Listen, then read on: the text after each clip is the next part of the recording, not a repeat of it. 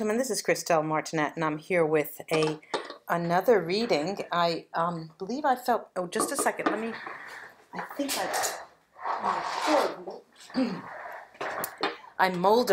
poor Moldavite fell to the ground, and it's black on black. It's so dark here. I like to have a concentrated light.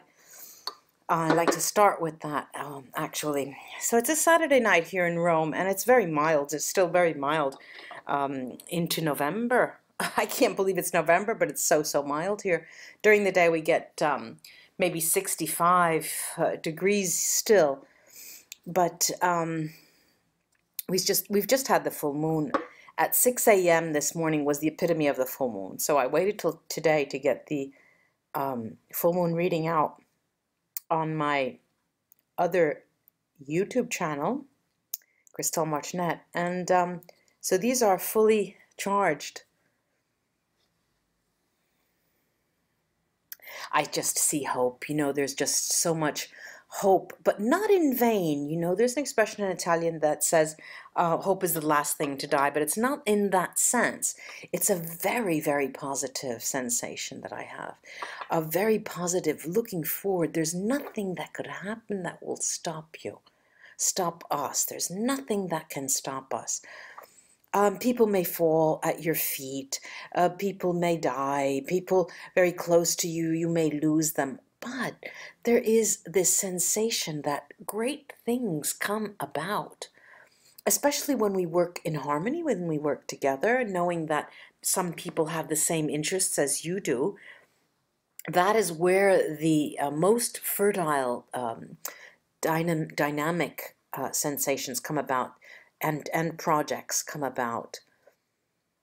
And you know, we really need to put on our thinking cap in order to see where, even financially, where the money is, and what would benefit the world, what kind of research would benefit the world, political, economic, financial, literary, all kinds that would benefit all of us to understand how it would be best to work in harmony. And by no means I'm not being, you know, naive when I say that, because I still believe that there is a possibility for mutual understanding at an international level. Of course, individual people have their own agendas, and of course there is, let me tell you a story, it just came to mind. I think I may have on another scrying session mentioned that I did a lot of interpreting, conference interpreting, especially with political leaders as well, and liaison interpreting. And what is usually the case, what usually is found when we do this, is that when people talk to each other, there's always a sort of smoke screen that when they go into the talk, they already know that where they want to go. They don't want to have any kind of exchange. They don't want to have a positive outcome, okay? But there is also the case, and I've seen it very often, that leaders have decided, well, no, we're going to get up and leave as we have, you know? But then something occurs during the talk where people then say and think to themselves, well, maybe I misjudged. Maybe perhaps this might be an opportunity to change, you know? And there's always that extra little added maybe, you know? And I'm finding this full moon period as a very maybe type period, because we all are really overburdened by our faults. You know, we think we are flawed, we are faulty, we're growing old, I have these blemishes, I wish my hair was darker, I wish my hair was lighter, I wish my hair was longer, I wish I was more beautiful. You know, there's all these I wish, I should. But in truth, we're all perfect as we are. And if we can accept that, it really would be such a lovely place to do our business, literal business, our work, and exchange our ideas with other people.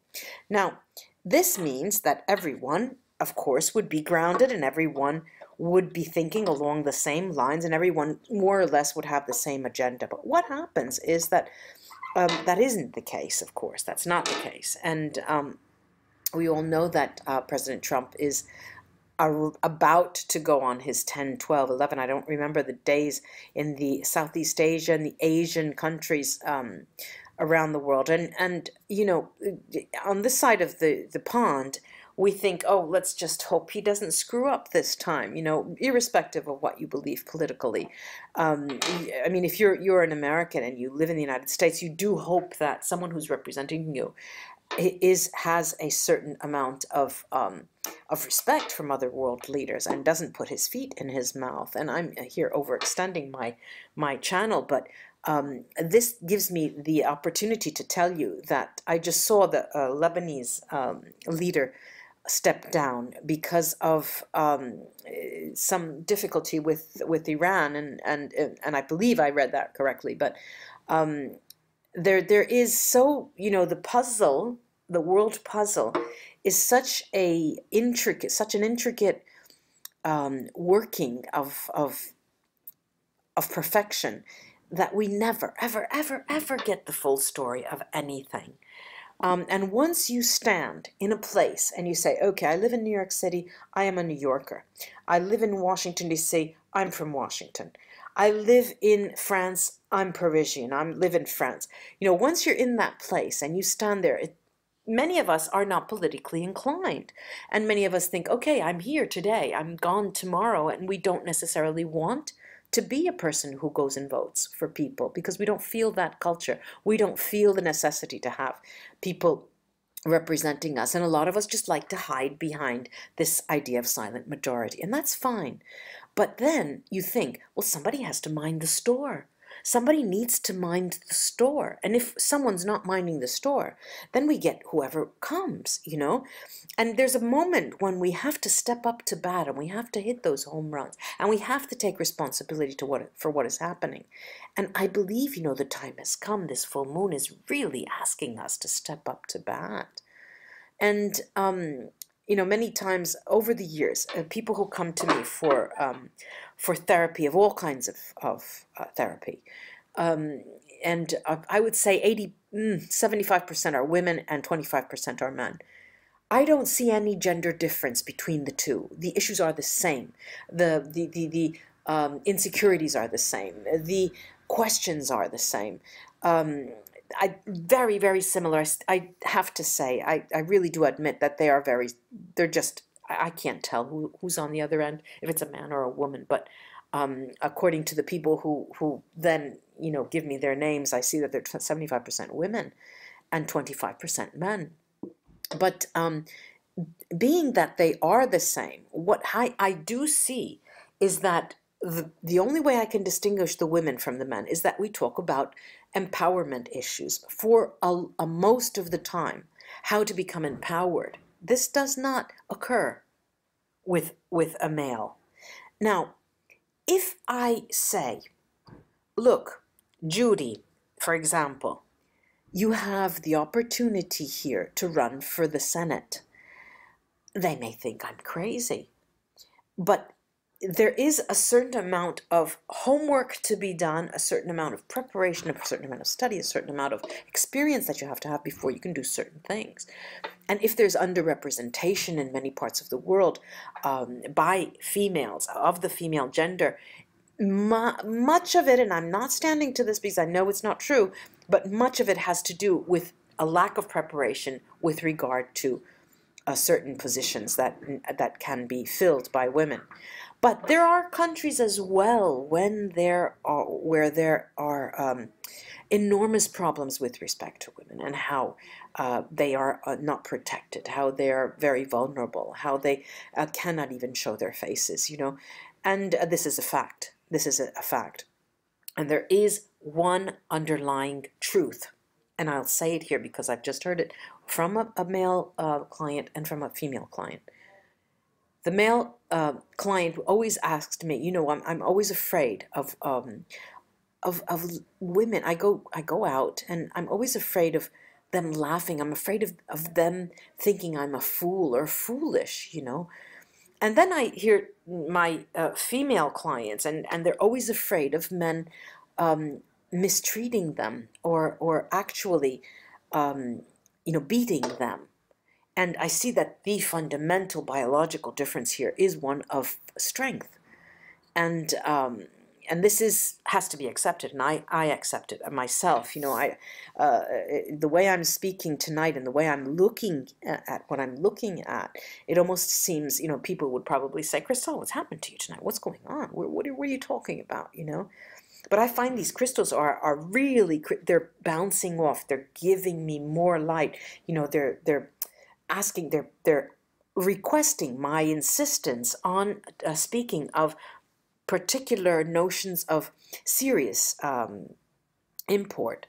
For example, if I, as I do, I'm a woman, and of course I grew up with two sisters, and so my older sister used to, when she started doing her nails, we all did our nails. There were three sisters of us together, and when she did her hair, cut her hair, we all cut her hair. When she put two or three holes in her ears, we all did the same, and it becomes a habit. How you groom yourself is a habit. It's part of being, used to doing something in your environment. And so I grew up in a place where my sister worked with hair, and everything we did, we always tried to find the proper makeup for our proper faces. And there was one who wanted to do facials all the time. It was very, very time consuming and difficult.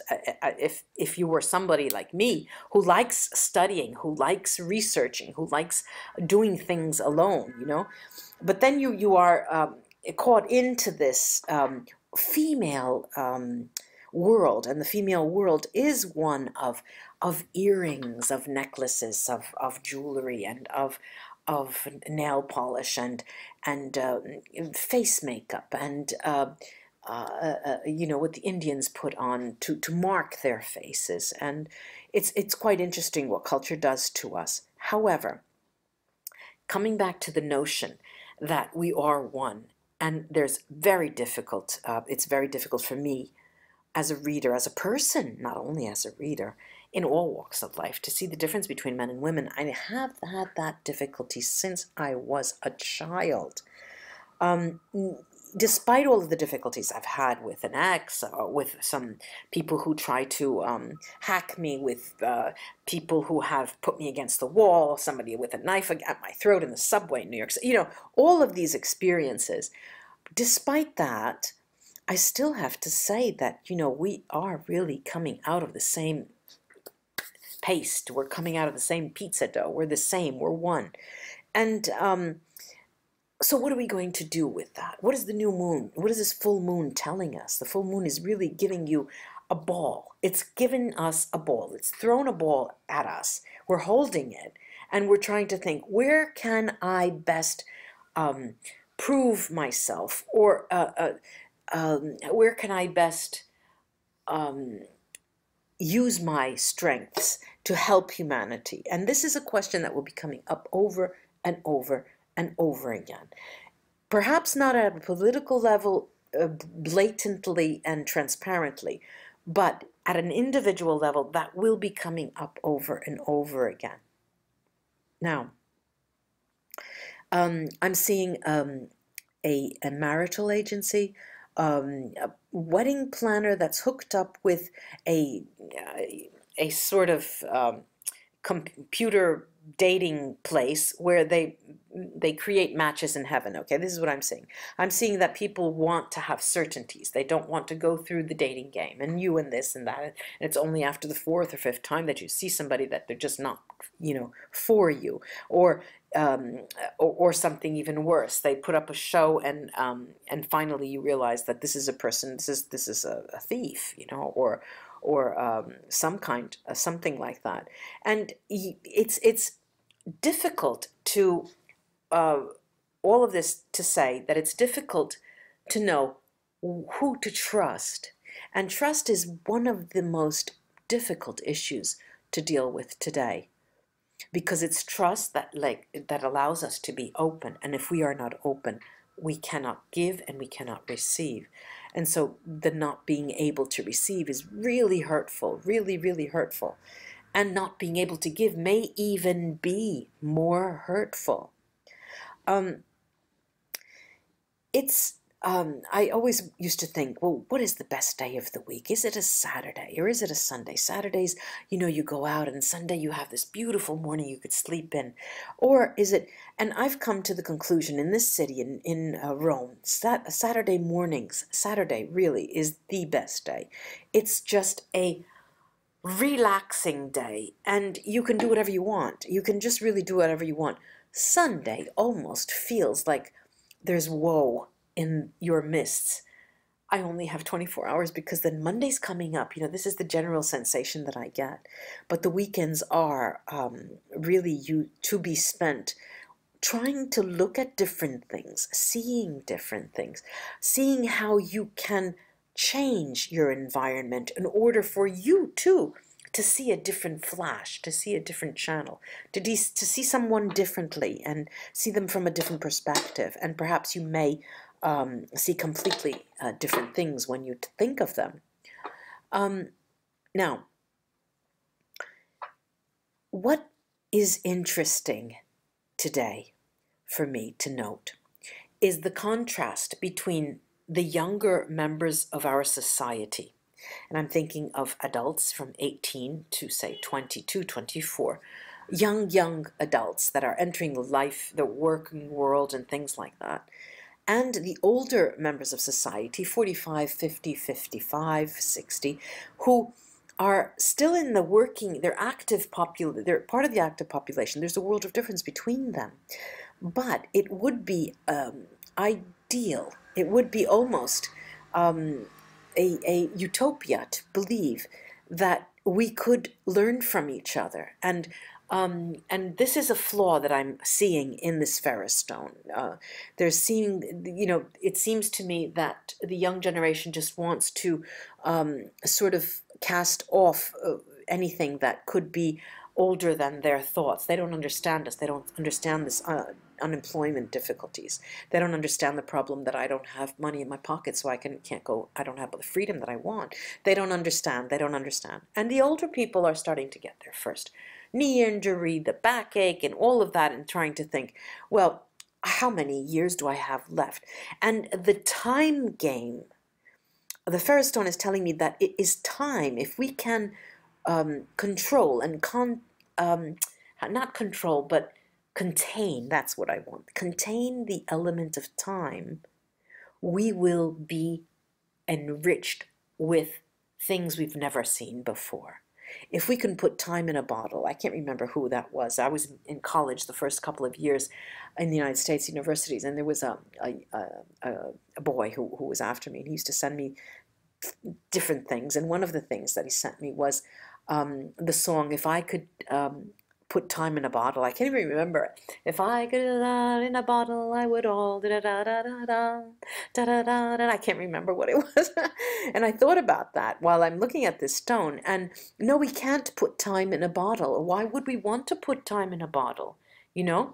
Why would we want to put anything in a bottle?